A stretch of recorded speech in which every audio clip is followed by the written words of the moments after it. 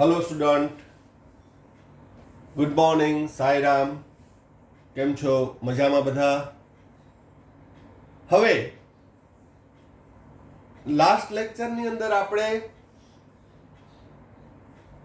અર્થસૂચક સંખ્યા, વૈજ્ઞાનિક અંકોના સરવાળા, બાદબાકી, ગુણાકાર, ભાગાકાર એ અંગેની ચર્ચા કરી. હવે એમાંથી ટેક્સ્ટબુક ના હોય તો કાંઈ નહીં, પણ સ્વાધ્યાયની અંદર છે એ કેટલાક ક્વેશ્ચન જે મેં ભણાવ્યું છે એને રિલેટેડ છે એ તમારે સોલ્વ કરવાના છે. જે એ હું આજે તમને એના સ્ક્રીનશોટ મોકલીશ અને એ જ પાછા તમારે મને વોટ્સઅપ દ્વારા છે તમે કમ્પ્લીટ હોમવર્ક કર્યું એ તમારે મોકલવાનું છે. ઓકે, હવે આજથી આપણે શરૂ કરશું રાસાયણિક સંયોગીકરણના નિયમો. તો રાસાયણિક સંયોગીકરણના નિયમો છે એ 19મી સદીની શરૂઆતમાં બધાએ શોધાયા હતા, એસ્ટાબ્લિશ થયા હતા. હવે 19મી સદીની શરૂઆતમાં તમને કહું તો ત્યારે ઇલેક્ટ્રોન સંરચના વિશેનો કાંઈ પણ ખ્યાલ નહોતો, કારણ કે પરમાણુ અવિભાજ્ય હતો. એટલે પરમાણુથી હવે આગળ વિભાજન થઈ શકે નહીં. દ્રવ્યનો નાનામાં નાનો ભાગ કે સૂક્ષ્મ કણને પરમાણુ કીધું કે પરમાણુ અવિભાજ્ય છે, એવું ડાલ્ટને રજૂ કર્યું. તો એ પરમાણુ ભારના આધારે બે તત્વો કઈ રીતે જોડાય છે એ અંગેના જુદા જુદા નિયમોનો અભ્યાસ કર્યો. તો અત્યારે લેટેસ્ટ વ્યાખ્યા મુજબ પરમાણુ ભાર એટલે કે પ્રોટોન અને ન્યુટ્રોનની સંખ્યા. વળી પ્રશ્ન આવે કે ત્યારે તો પ્રોટોન અને ન્યુટ્રોનને, ઇલેક્ટ્રોનને એવા કણની શોધ નથી થઈ, તો કેમ પરમાણુ ભારના આધારે આ બધા નિયમો આવશે? તો એ પહેલા હું તમને એડવાન્સમાં કહી દઉં કે પરમાણુ ભાર છે એ સ્પેક્ટ્રોસ્કોપિક પદ્ધતિથી છે એ નક્કી કરવામાં આવતો. ત્યાં પ્રોટોન ન્યુટ્રોન ન હોય તો જે તેનો દ્રવ્યનો જથ્થો છે કેના દ્વારા? સ્પેક્ટ્રોસ્કોપી.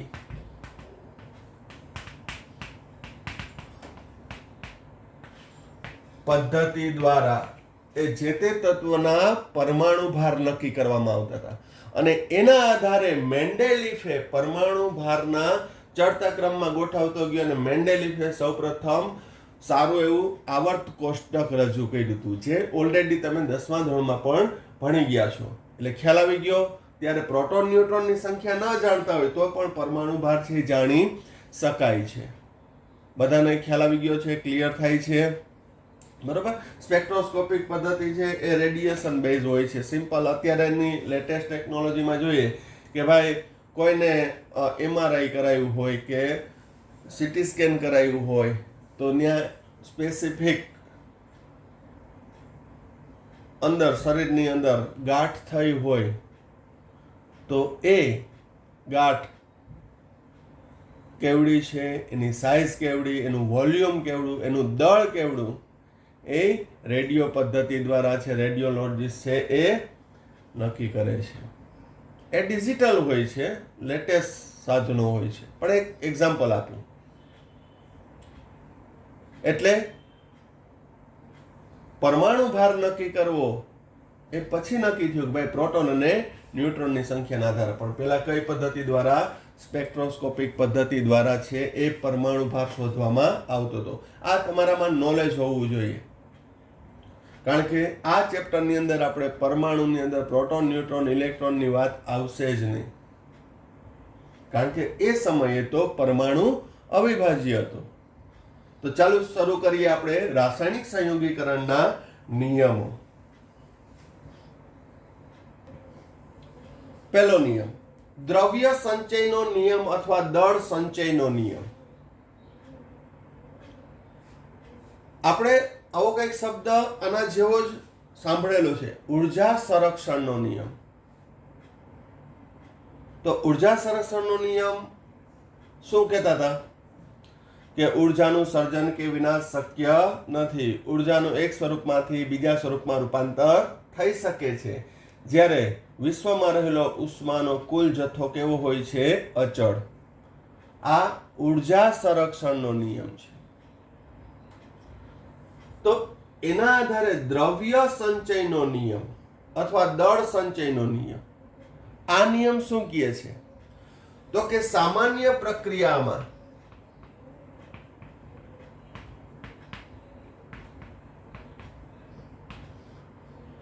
દ્રવ્યનું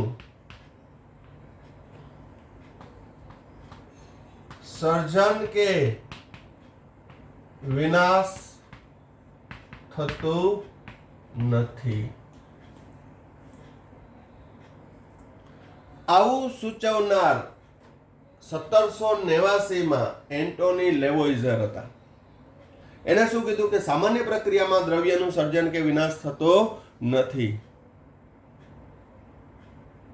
એટલે કે દ્રવ્યનું એક સ્વરૂપમાંથી બીજા સ્વરૂપમાં રૂપાંતર થઈ શકે છે, પણ એ નાશ પામતો નથી. આપણે ઝડપથી ઉદાહરણ લઈ લઈએ કે ભાઈ કાર્બન, કોલસો, ઓક્સિજન. કાર્બનને ઓક્સિજનની હાજરીમાં દહન કરતા કાર્બન ડાયોક્સાઇડ વાયુ બને છે અને ઉષ્મા ઉત્પન્ન થાય છે.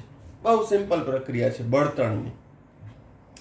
તો અહીં પેલા કાર્બન તત્વ હતું, અહીં ઓક્સિજન તત્વ હતું, પરંતુ દહન પ્રક્રિયાથી શું બની ગયું? Carbon dioxide.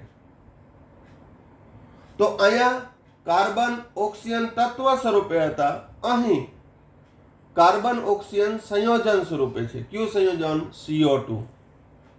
તો એનો નાશ નથી પામ્યો, એનું કેન્દ્ર યથાવત રહે છે. આપણે એડવાન્સ લેવલની વાત કરીએ તો આમાં 6 પ્રોટોન છે, તો CO2 માં અહીં કાર્બનમાં કેટલા? 6 પ્રોટોન હશે, કારણ કે એનો પરમાણુ ક્રમાંક 6 છે.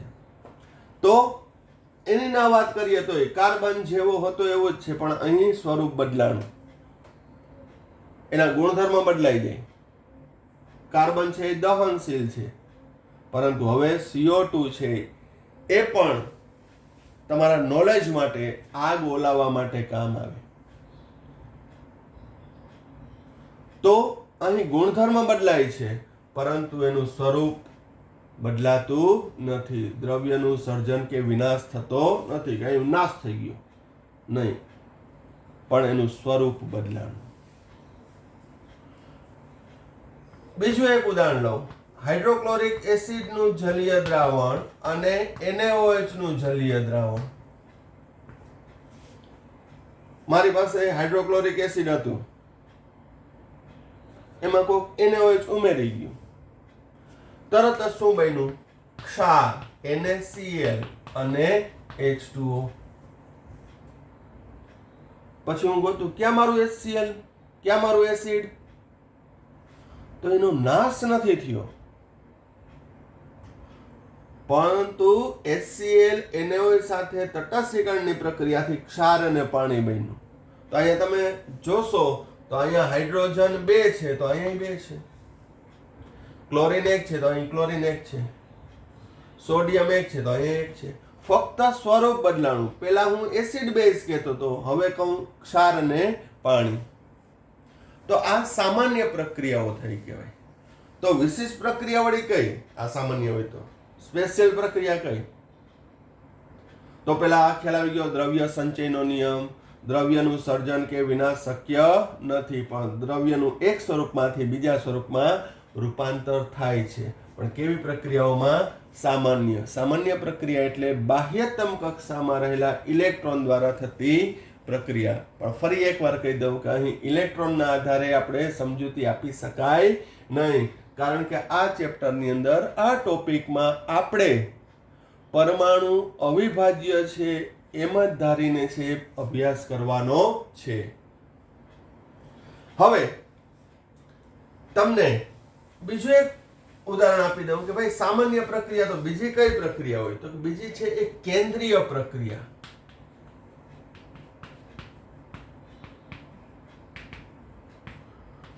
ન્યુક્લિયર વિખંડન પ્રક્રિયા. જેમ કે યુરેનિયમ 92 235 આ પણ સંજ્ઞા હું સમજાવી દઉં, બીજા ચેપ્ટરમાં આવશે. આ એનો પરમાણુ ક્રમાંક છે, આ પરમાણુ ભારાંક છે. યુરેનિયમ તત્વ છે જે રેડિયો સક્રિય છે, એ આલ્ફા બીટા ગેમા કિરણો ઉત્સર્જિત કરે છે. તો અહીં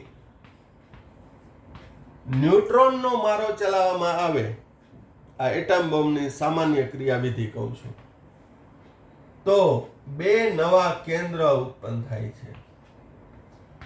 આ 92 પરમાણુ ક્રમાંક ધરાવતું તત્વ છે એના ભાગ પડી જશે અને બાલકૃષ્ણ ઉત્પન્ન થાય.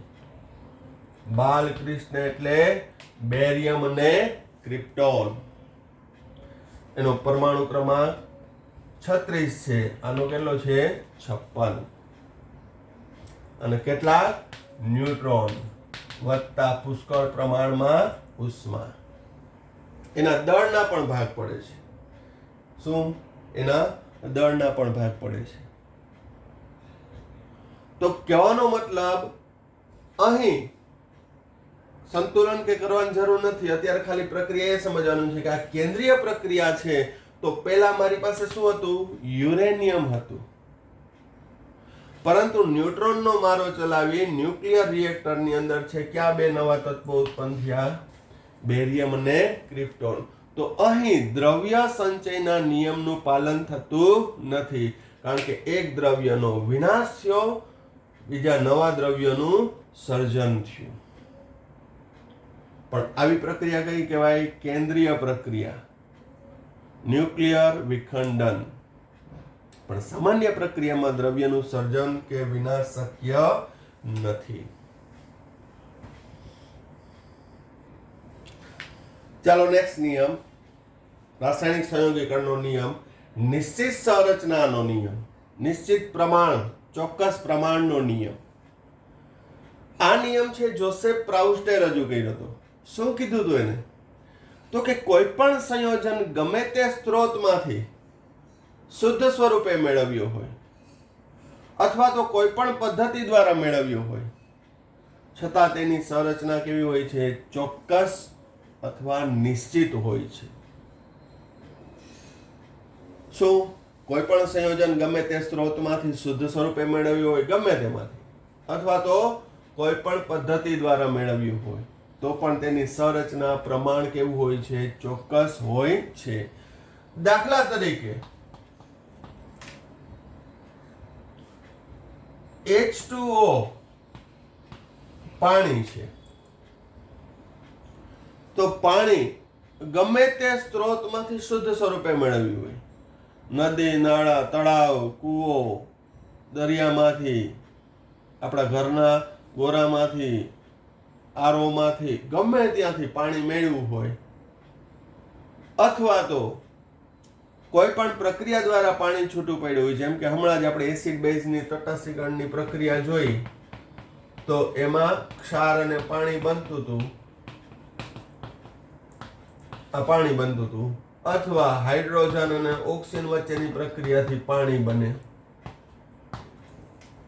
ગમે તે સ્ત્રોતમાંથી શુદ્ધ સ્વરૂપે મેળવ્યું હોય, છતાં પણ H2O માં 2 ગ્રામ હાઇડ્રોજન હોય છે અને 16 ગ્રામ ઓક્સિજન હોય છે. કારણ કે હાઇડ્રોજનનો પરમાણુ ભાર થાય 1.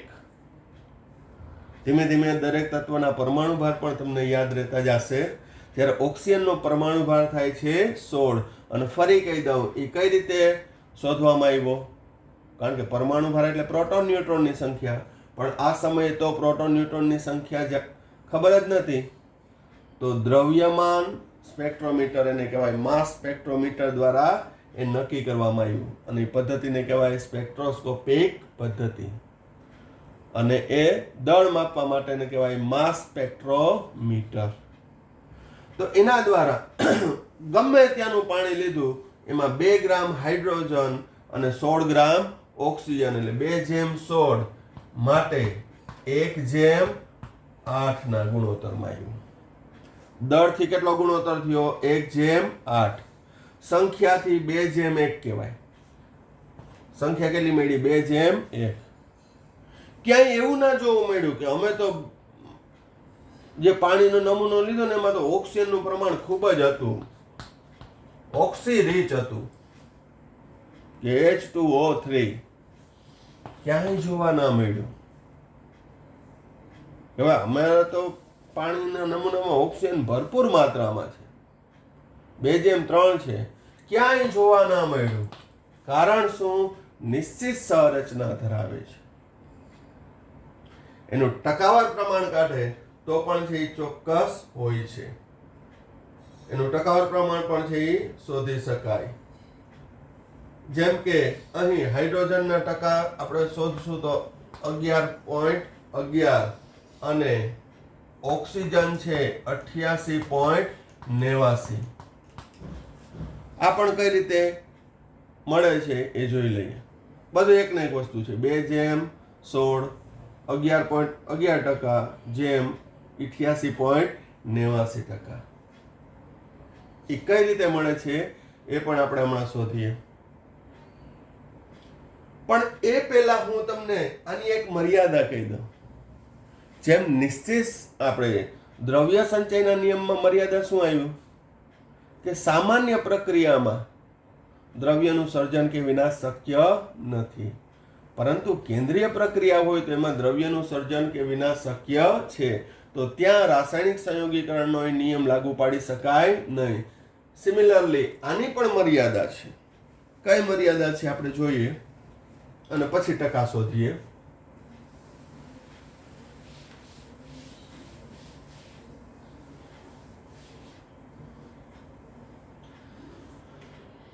તમે કદાચ આ શબ્દથી પરિચિત હશો, સમસ્થાનિકો, આઇસોટોપ. સમસ્થાનિકો એટલે શું?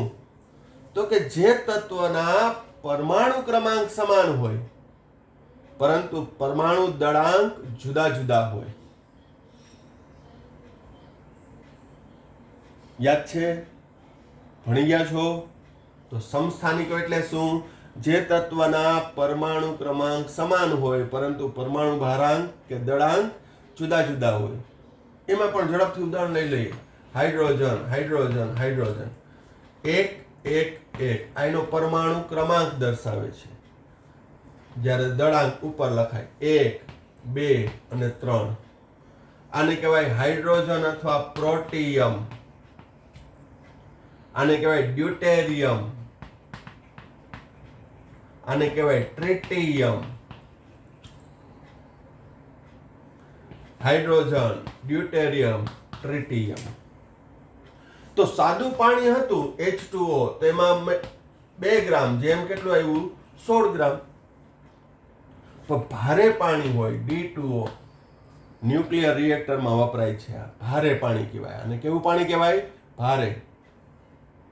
તો D2O માં આ D એટલે ડ્યુટેરિયમ છે, પણ અહીંયા સંજ્ઞા દર્શાવી છે. તો ન્યાય એનું દળ કેટલું થશે? બરાબર ધ્યાન રાખજો. અહીંયા 2 ગ્રામ કઈ રીતે કર્યું? તો કે 1 હાઇડ્રોજનનું 1 ગ્રામ, 2 હાઇડ્રોજનનું 2 ગ્રામ. પણ ડ્યુટેરિયમ હોય ત્યારે 1 હાઇડ્રોજનનું કેટલું થાય? 2 ગ્રામ. તો 2 હાઇડ્રોજનનું કેટલું થશે? 4 ગ્રામ, જેમ 16 ગ્રામ. તો અહીંયા 2:8, 1:4 આવ્યું. ગુણોત્તર કેટલો આવ્યું? 4:16, 1:4. તો અહીં નિશ્ચિત સંરચનાનો નિયમ છે એ ખોટો પડે. પણ કેના માટે? સમસ્થાનિકો માટે છે. આ નિયમ લાગુ પાડી શકાય નહીં. બરાબર ક્લિયર થાય છે? તો નિશ્ચિત સંરચનાનો નિયમ ફરી પાછું જોઈ જાય. શું? કોઈ પણ સંયોજન ગમે તે સ્ત્રોતમાંથી શુદ્ધ સ્વરૂપે મેળવ્યું હોય અથવા તો કોઈ પણ પદ્ધતિ દ્વારા મેળવ્યું હોય છતાં પણ તેમાં રહેલા તત્વોનું પ્રમાણ ચોક્કસ હોય છે, તેનું બંધારણ નિશ્ચિત હોય છે, તેની સંરચના છે એ નિશ્ચિત હોય છે. પાણીની અંદર H2O, હાઇડ્રોજન 2 અને ઓક્સિજન 1 જ હશે, કારણ કે એનું દળ પ્રમાણ 2:16 છે. પણ એ અપવાદ રૂપે શું કહી શકાય? સમસ્થાનિકો માટે આ નિયમ લાગુ પડતો નથી. હવે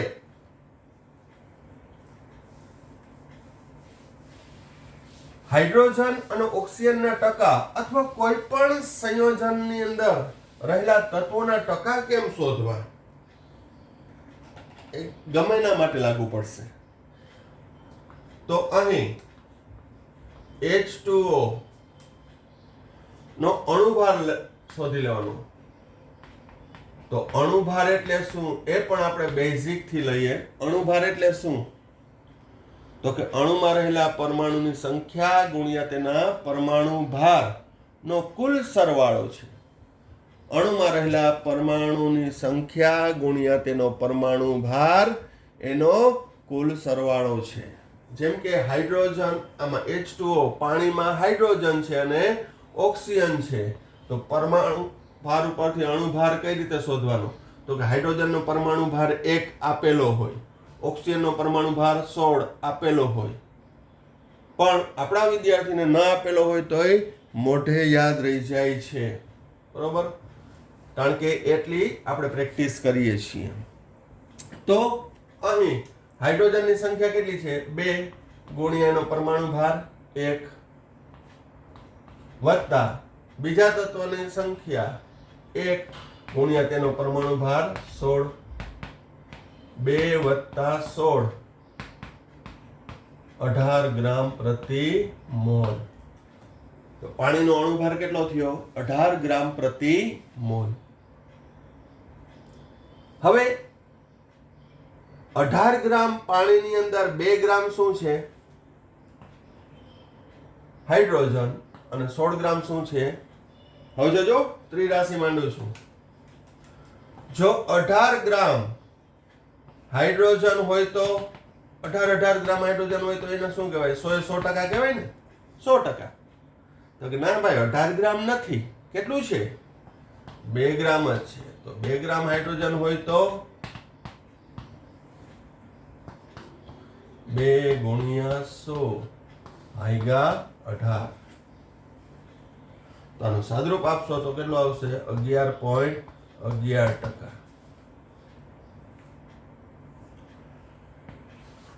હવે ઓક્સિજનના ટકા શોધવા હોય તો અહીંયા 2 તત્વો છે. હાઇડ્રોજનના 11.11, તો અહીંયા 100 માંથી બાદ કરી નાખો એટલે ઓક્સિજન ના મળી જાય 88.89. પણ નહીં, આપણે આ રીતે શોધવા છે કે જો 18 ગ્રામ ઓક્સિજન હોય તો કેટલા ટકા થાય? 100%. 18 ગ્રામ ઓક્સિજન હોત તો 100%. તો કે નહીં, ઓક્સિજન તો કેટલું છે? તો કે 16 ગ્રામ ઓક્સિજન હોય તો કેટલા ટકા? ત્રિરાશિ. 16 ગુણ્યા 100 ભાગ્યા 18, 88.89. રાઉન્ડ અપ ને બધું કાલે મેં શીખડાવ્યું હતું તમને. તો કોઈ પણ પાણીનો નમૂનો લ્યો તો એમાં 11.11% હાઇડ્રોજન હોય, 88.89% ઓક્સિજન હોય. ખ્યાલ આવે છે?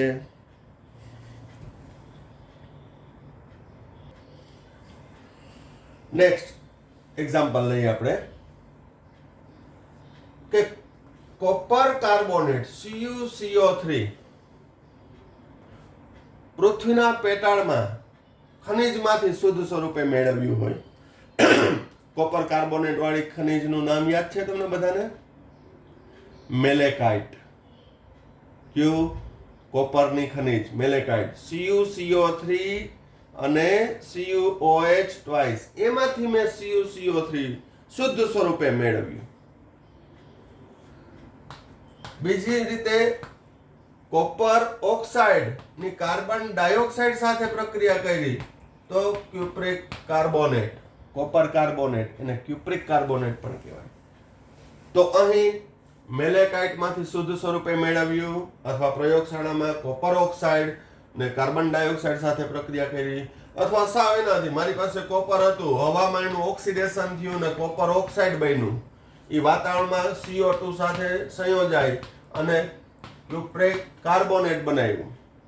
શુદ્ધ કોપર હતું, એમાંથી મેં કોપર કાર્બોનેટ મેળવ્યું.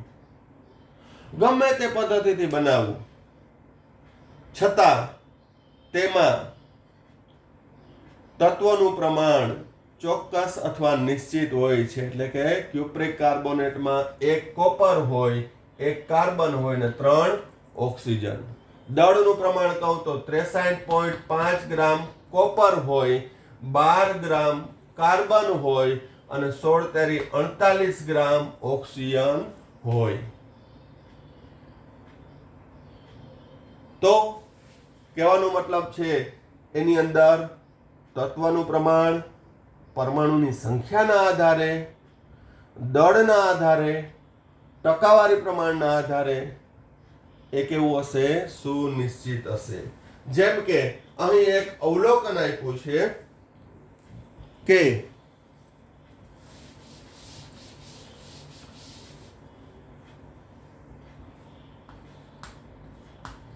કુદરતી રીતે મેળવેલ CuCO3 અને બીજું સંશ્લેષિત એટલે સિન્થેટિક, પ્રયોગશાળામાં બનાવેલું, સંશ્લેષણ કરવું, પ્રોડ્યુસ કરવું, બનાવવું. તો એના આધારે જોયું તો કોપર કાર્બનના ટકા, ઓક્સિજનના ટકા 51.35. કુદરતમાંથી જે ક્યુપ્રિક કાર્બોનેટ મેળવ્યું એમાં કોપરના ટકા કેટલા હતા? 51.35. સંશ્લેષણથી મેળવેલા ક્યુપ્રિક કાર્બોનેટમાં પણ કોપરના ટકા કેટલા હતા? 51.35. કાર્બનના ટકા 9.74. પ્રયોગશાળામાં બનાવ્યું એમાં પણ જોયું તો 9.74. ઓક્સિજનનું પ્રમાણ 38.91%. સંશ્લેષિત રીતે મેળવેલ ક્યુપ્રિક કાર્બોનેટમાં પણ ઓક્સિજનનું પ્રમાણ કેટલું? 38.91%. તો આ પ્રતિશત પ્રમાણ છે ચોક્કસ હોય છે. એનો મતલબ એની સંખ્યા પણ કેવી હશે? ચોક્કસ. કઈ રીતે આ ટકાવારી શોધવામાં આવી છે? તો ફરી પાછું એનું પણ આપણે જોઈ લઈએ.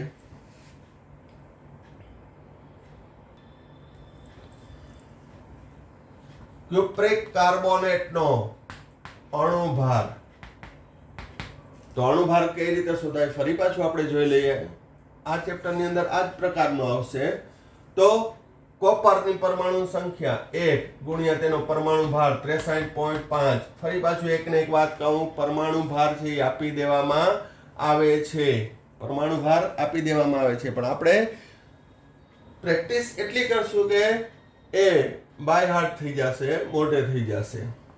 વત્તા કાર્બનની સંખ્યા 1 ગુણ્યા તેનો પરમાણુ ભાર વત્તા ત્રીજું તત્વ ઓક્સિજન છે એની સંખ્યા ગુણ્યા તેનો પરમાણુ ભાર 63.5 વત્તા 12 વત્તા 16 તેરી 48 123.5 ગ્રામ પ્રતિ મોલ થશે.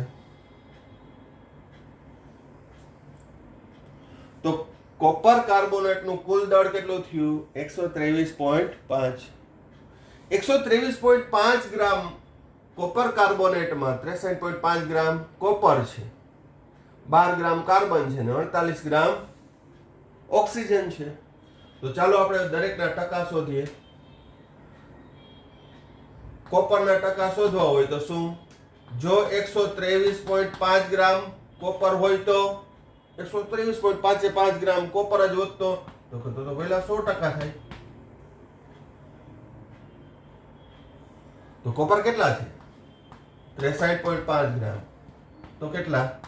તો કે 63.5 ગુણ્યા 100 ભાગ્યા 123.5 ટકા આવશે 51.42. હવે પછી એવી ચિંતા નહીં કરવાની સર ઓમાં તો 51.35 લખ્યું હતું, થોડું ઘણું વેરિએશન આવશે બરોબર, પણ બહુ મોટો ફેર નહીં આવે. મેં તમને કીધું ફૂટે 12 ઇંચના ફેર નહીં આવે કે ઓમાં તો તમે કંઈક 61 62 લખ્યું હતું, આમાં 51 આવે છે નહીં. ઓમાં 51.35 હતું, ટેક્સ્ટ બુક પ્રમાણે છે. અહીંયા 51.42, થોડું ઘણું વેરિએશન આવશે, પણ મૂંઝાવાનું નહીં. ખ્યાલ આવે છે? ખ્યાલ જ આવે છે કે સમજાય છે? Okay, very good. હવે કાર્બનના ટકા. કાર્બનના ટકામાં શું? 123.5 ગ્રામ કાર્બન હોત તો કે ભાઈ તો 100%. 123.5 ગ્રામ નથી, કેટલા ગ્રામ છે? 12 ગ્રામ કાર્બને કેટલા ટકા? તો 12 ગ્રામ કાર્બને 12 ગુણ્યા 100 ભાગ્યા 123.5, તો એનું સાદરૂપ આપશો તો 9.72% આવશે. હવે ઓક્સિજનના ટકા શોધવા હોય તો આ બેના ટકાનો સરવાળો કરી 100 માંથી બાદ કરો, પણ છતાંય આપણે ત્રિરાશિની જેમ કરીએ. ઓક્સિજનના ટકા 123.5 ગ્રામ ઓક્સિજન હોત તો 100%. તો કેટલું છે આપણી પાસે? ઓક્સિજન 48 ગ્રામ જ છે. વહેલા 123.5 માંથી 48 ગ્રામ ઓક્સિજન છે તો કેટલું? તો 48 ગુણ્યા 100 ભાગ્યા 123.5. અહીં સાદરૂપ તમે આપશો એટલે એના ટકા આવશે 38.86%. તો આમ કોઈ પણ સંયોજનનું અણુસૂત્ર જાણતા હોય અને એના પરમાણુ ભાર જાણતા હોય તો અણુમાં રહેલા દરેક પરમાણુના ટકા તમે શોધી શકો. અહીં એ રીત પણ આપણે શીખ્યા જે આગળ જતા કામ આવશે. અણુસૂત્ર ઉપરથી તત્વોનું પ્રતિશત પ્રમાણ. પણ અહીં આપણે આ નિયમમાં આપણે શું ભણવાના છીએ અથવા શું સાબિત કરવું છે કે તમે ગમે તે સંયોજન ગમે તે સ્ત્રોતમાંથી મેળવવું હોય કે ગમે તે પદ્ધતિ દ્વારા બનાવ્યો હોય, છતાં તેમાં તત્વનું પ્રમાણ કેવું હોય છે? સુનિશ્ચિત હોય છે, ચોક્કસ હોય છે. ખ્યાલ આવી ગયો? ઓકે.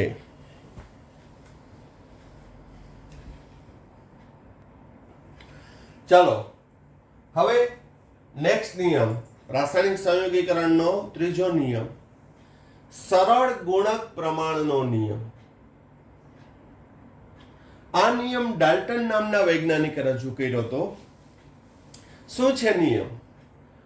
તો કે જ્યારે બે જુદા જુદા તત્વો જુદી જુદી રીતે સંયોજાય અથવા જુદા જુદા પ્રમાણમાં સંયોજાય અને વિવિધ સંયોજન બનાવે ત્યારે કોઈ એક તત્વના નિશ્ચિત અથવા ચોક્કસ દળ સાથે, અગત્યનો વાક્ય રચના, કોઈ એક તત્વના નિશ્ચિત દળ સાથે સંયોજાતા બીજા તત્વના દળનો એક સાદા ગુણોત્તરમાં હોય છે, એટલે કે નાની પૂર્ણાંક સંખ્યામાં હોય છે. નિયમ 2-3 વાર બોલી જાઉં, તમને 4-5 વાર લખાવી દઉં તો જ્યાં સુધી એક્ઝામ્પલ ના સમજો ને ત્યાં સુધી મજા જ ના આવે. યાદ રહી જાય કે હા, કોઈ એક તત્વના ચોક્કસ દળ સાથે સંયોજાતા બીજા તત્વના દળનું પ્રમાણ એક સાદો ગુણોત્તરમાં હોય છે. બરાબર ધ્યાન રાખજો કે બે તત્વ હાઇડ્રોજન અને ઓક્સિજન લઉં છું, બે જુદા જુદા તત્વો. હવે આ બંને તત્વો વિવિધ રીતે સંયોજાય અને બે સંયોજન બનાવે. H2O અને H2O2. આને કહેવાય પાણી, હાઇડ્રોજન ઓક્સાઇડ. આને કહેવાય હાઇડ્રોજન પેરોક્સાઇડ. હાઇડ્રોજન પેરોક્સાઇડ નામ સાંભળેલું હશે, જોયો પણ હશે. જીવાણુનાશી છે, ડિસઇન્ફેક્ટન્ટમાં. તો અહીં હાઇડ્રોજન અને ઓક્સિજન વિવિધ પ્રમાણમાં સંયોજન બે સંયોજન બનાવ્યા. ક્યાં? પાણી અને હાઇડ્રોજન પેરોક્સાઇડ. હવે અહીં બરાબર ધ્યાન રાખજો, અહીં 2 ગ્રામ શું છે? હાઇડ્રોજન અને 16 ગ્રામ શું છે? ઓક્સિજન. હાઇડ્રોજન પેરોક્સાઇડમાં 2 ગ્રામ હાઇડ્રોજન છે અને 32 ગ્રામ શું છે? ઓક્સિજન 32 ગ્રામ કઈ રીતે થયા? તો કે એક ઓક્સિજનનો પરમાણુ ભાર કેટલો? 16. બે ઓક્સિજનનો 16 દુને 32. તો અહીં કોઈ એક તત્વના નિશ્ચિત અથવા ચોક્કસ દળ સાથે, હજી એક શબ્દ વાપરું, સમાન દળ સાથે. તો અહીં સમાન દળ બંનેમાં કેનું દેખાય છે? મને તો હાઇડ્રોજનનું દેખાય છે. તમને દેખાણું હાઇડ્રોજનનું? હાઇડ્રોજનનું દળ કેટલું છે? 2 ગ્રામ. 2 ગ્રામ. તો અહીં H2O અને H2O2 માં હાઇડ્રોજનનું સમાન દળ સાથે ઓક્સિજનનું દળ કેટલું થયું? ઓક્સિજનનું દળ એનો ગુણોત્તર તો કે પાણીમાં 16 ગ્રામ. પાણીમાં 16 ગ્રામ, પેરોક્સાઇડમાં 32 ગ્રામ. તો બીજા તત્વના દળ એક સાદો ગુણોત્તર હોય છે. સાદો ગુણોત્તર એટલે અહીં નાની પૂર્ણાંક સંખ્યા આવે. આ તો મોટી છે. તો 16:32 એટલે 1:2. એનો મતલબ કે 2 ગ્રામ હાઇડ્રોજન લઈ એમાં 16 ગ્રામ ઓક્સિજન ઉમેરું. 16 ગ્રામ ઓક્સિજન ઉમેરું તો પાણી બન્યું. પરંતુ 2 ગ્રામ હાઇડ્રોજન સાથે 32 ગ્રામ ઓક્સિજન ઉમેર દઉં, શું બન્યું? Hydrogen peroxide. તો અહીં હાઇડ્રોજનના સમાન દળ સાથે સંયોજાતા ઓક્સિજનનું દળનું પ્રમાણ પાણી અને હાઇડ્રોજન પેરોક્સાઇડમાં સાદી પૂર્ણાંક સંખ્યામાં જ છે. 16:32 1:2. એટલે 2 હાઇડ્રોજન સાથે 1 ઓક્સિજન ઉમેરો તો પાણી બને, 2 ઓક્સિજન ઉમેરો તો હાઇડ્રોજન પેરોક્સાઇડ બને. પછી આવી ટ્રાય ના કરતા H3O અથવા તો H2O3, કારણ કે હાઇડ્રોજન અને ઓક્સિજન વચ્ચેની પ્રક્રિયાથી 2 જ સંયોજન બને. પછી મજા આવે એટલા ઓક્સિજન નહીં જોડતા જવાના. કોઈ સાવ સહેલું સર, અહીંયા 1 2 ત્રીજું બનાવો H2O3, ચોથું બનાવો H2O4. તો એમ મજા આવે એમ સંયોજન બને નહીં, નિશ્ચિત પ્રમાણમાં બને. 2:16 2:32. તો હાઇડ્રોજન અને ઓક્સિજન થી બનતા 2 સંયોજન છે. ક્યાં? પાણી અને હાઇડ્રોજન પેરોક્સાઇડ, જેમાં ઓક્સિજનનું દળ પ્રમાણનો ગુણોત્તર 16:32 1:2. હજી એક એક્ઝામ્પલ લઈ લઈએ. ઘણા બધા આવશે આમાં તો એક્ઝામ્પલ. કાર્બન અને ઓક્સિજન 2 તત્વ.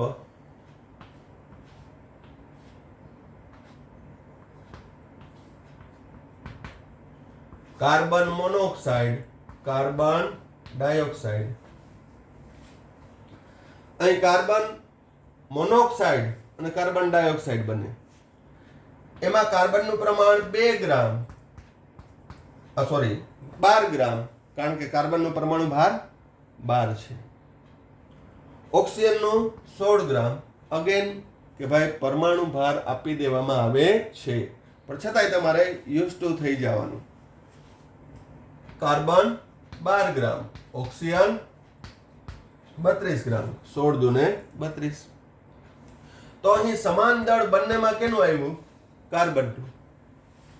તો અહીં સમાન દળ કાર્બન સાથે કોઈ એક તત્વના સમાન નિશ્ચિત ચોક્કસ દળ સાથે સંયોજતા બીજા તત્વનું દળ કેવું હશે? સાદો નાનો ગુણોત્તર.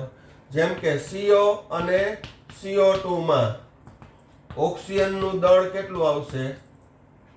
કાર્બનનું તો સમાન છે, તો ઓક્સિજનનું દળ 16:32 1:2. સાદી નાની પૂર્ણાંક સંખ્યા. ગુણોત્તર પ્રમાણ સારી રીતે આવડતું હશે તમને. તો અહીં 12 ગ્રામ કાર્બનમાં 16 ગ્રામ ઓક્સિજન ઉમેરાય તો કાર્બન મોનોક્સાઇડ બને. 32 ગ્રામ ઓક્સિજન ઉમેરાય તો કાર્બન ડાયોક્સાઇડ બને. તમે આ પ્રક્રિયા પણ ભણી ગયા છો કે કોલસાનું, કાર્બનનું અપૂર્ણ દહન કરતા એટલે ઓક્સિજનનું પ્રમાણ કેવું હોય? ઓછું, તો કાર્બન મોનોક્સાઇડ બનતું હતું. એવું તમારે ભણવામાં આવી ગયું હશે, યાદ કરો. 10મા ધોરણમાં જ ધાતુ અધાતુમાં આવી ગયું હશે. પણ જો પૂરતા પ્રમાણમાં એનું દહન થાય તો કાર્બન ડાયોક્સાઇડ બને છે. તો એ પ્રમાણ કેટલું છે? 16 ગ્રામ જેમ 32, 1/2.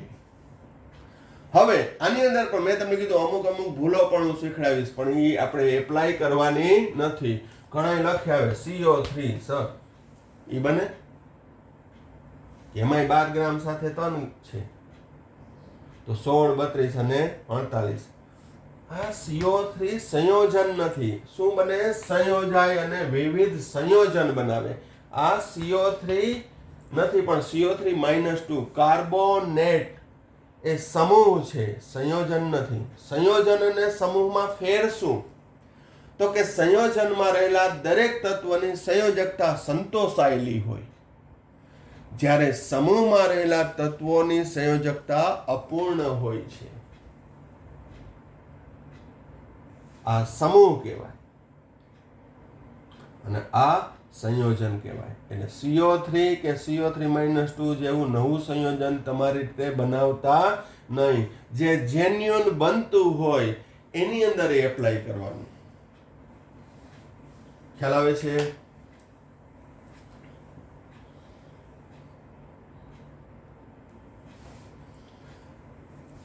ત્રીજું ઉદાહરણ જોઈએ. સલ્ફર અને ઓક્સિજન તત્વ.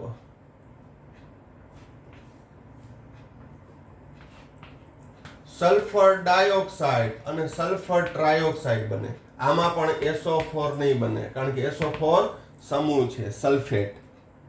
એડવાન્સમાં કહી દઉં, 2 સંયોજન બનશે, સલ્ફર ડાયોક્સાઇડ, સલ્ફર ટ્રાયોક્સાઇડ. અહીં સલ્ફરનું પ્રમાણ 32 ગ્રામ. સલ્ફરનો પરમાણુ ભાર કેટલો છે? 32. એટલે એક સલ્ફરનો 32 જેમ 32 ગ્રામ. ઓક્સિજન 16 × 32. અહીં પણ 32 ગ્રામ જેમ 16 × 48 ગ્રામ. તો અહીં સમાન દળ સલ્ફર સાથે સંયોજાતા બીજા તત્વ ઓક્સિજનનું દળનું પ્રમાણ કેટલું આવ્યું? 32/48. નાની પૂર્ણાંક સંખ્યા 2/3. આ કઈ કહેવાય? નાની પૂર્ણાંક 2/3 ના ગુણોત્તરમાં 32/48. ખ્યાલ આવે છે? તો અહીં હવે એક થોડુંક ઓડ ટાઈપનું એક્ઝામ્પલ લઈએ. FeO અને Fe2O3. તો અહીં આ 52 ગ્રામ થાય જેમ 16 ગ્રામ. અહીંયા Fe નો પરમાણુ ભાર 52, તો 52 × 104 ગ્રામ જેમ 48 ગ્રામ. 16 × 48. તો અહીં સમાન દળ Fe નું નથી. સમાન દળ Fe નું નથી. તો મારે શું કરવું પડે? તો કાં તો અહીંયા હું 104 ના 52 કરું, અથવા અહીંયા 52 ના 104 કરું. તો અહીંયા 52 ના હું 104 કરું. હાલો, બરોબર. તો આનો શું વાત? આના 52 ના 104 કર્યા, તો આના શું કરવાનું? 16 × 32. સમજાય છે? 2 વડે ગુણ્યા ને, બીજું કાંઈ નથી કર્યું મેં. તો 104/32. અહીંયા 104/48. હવે સમાન દળ થયું. તો સમાન દળ સાથે સંયોજાતા Fe ના સમાન દળ સાથે સંયોજાતા ઓક્સિજનનું દળ પ્રમાણ 32/48 2/3. કેટલું થશે?